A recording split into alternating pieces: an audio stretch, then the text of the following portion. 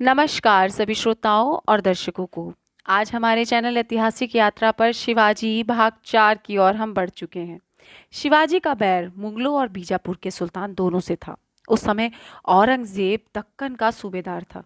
इसी समय 1 नवंबर 1656 को बीजापुर के सुल्तान आदिल शाह की मौत हो गई, जिसका लाभ उठाकर औरंगजेब ने बीजापुर पर आक्रमण कर दिया।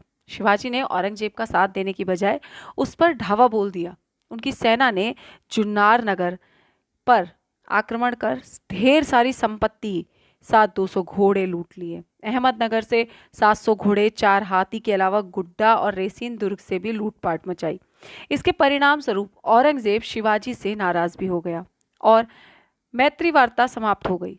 शाहजहां के आदेश पर औरंगजेब बीजापुर के साथ संधि कर ली। शाहजहां बीमार पड़ गए, जिस वजह से औरंगजेब ने उन्हें कैद कर लिया और खुद मुगल बादशाह बन बैठा। दक्षिण भारत पर औरंगजेब की अनुपस्थिति और बीजापुर की डावाडोल स्थिति को जानकर शिवाजी ने समर जी को जंजीरा पर आक्रमण करने को कहा, पर जंजीरा के सिद्धियों के साथ उनकी लड़ाई काफी दिन चली। इसके बाद शिवाजी ने खुद जंजीरा पर आक्रमण किया और दक्षिण कोंकण पर अधिकार कर लिया। दमन के पुर्तगालियों से वार्षिक कर एकत्र किया। कल्याण तथा भिवंडी पर अधिकार करने के बाद वहां नौसैनिक अड्डा बना लिया। इस समय तक शिवाजी 40 दुर्गों के मालिक बन चुके थे। बीजापुर से संघर्ष। इधर औरंगजेब के आगरा लौट जाने के बाद बीजापुर के सुल्तान ने भी राहत की सांस ली। अब शिवाजी ही बीजापुर के सबसे प्रबल शत्रु रह गए थे। शिवाजी से निपटने के लिए बीजापुर के सुल्तान ने अब्दुल्ला भटारी अफजल खां को शिवाजी के विरुद्ध भेजा। अफजल ने 1,20,000 सैनिकों के साथ 1659 में कूच किया। तुलजापुर के मंदिरों को नष्ट करते हुए वह सतारा के 30 किलोमीटर नजदीक तक आ गया, पर शिवाजी प्रतापगढ़ किले में ही रहे। अफजल खान ने अपने दूत कृष्णजी भास्कर को संधि वार्ता के लिए भेजा। उसने ये संदेश भिजवाया कि यदि शिवाजी बीजापुर की अधीनता स्वीकार कर ले तो सुल्तान उसे उन सभी क्षेत्रों का अधिकार दे देंगे जो शिवाजी के अधीन है।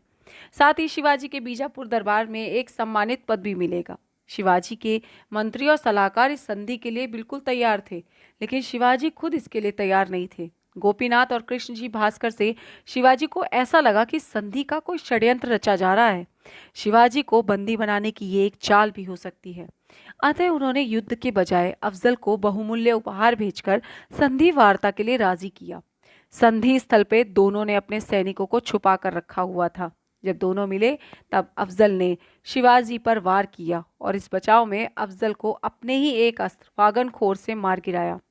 10 नवंबर 1659 में अफजल खां की मौत के बाद शिवाजी ने पल्हाड़ा के दुर्ग पर भी अधिकार कर लिया। इसके बाद पवनगढ़, वसंतगढ़ के दुर्गों पर भी अधिकार कर लिया और रुस्तम खां को हरा दिया। राजापुर और दाऊल पर भी इनका कब्जा हो चुका था।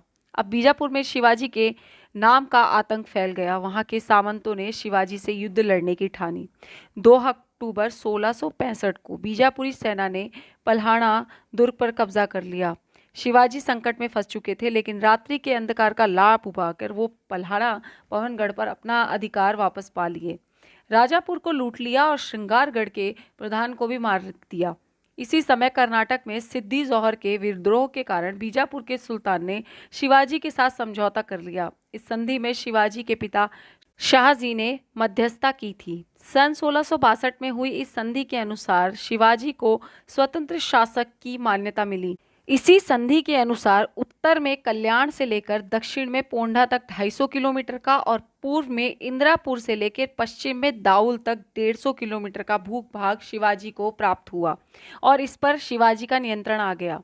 शिवाजी की सेना में इस समय तक 30,000 पैदल और 1,000 घुड़सवार हो चुके थे।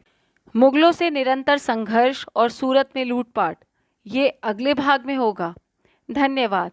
यदि आपको मेरा ये चैनल और मेरा ये प्रयास अच्छा लगता है तो कृपया करके मुझे लाइक, शेयर और कमेंट करें। सब्सक्राइब मेरे चैनल को ज़रूर करें।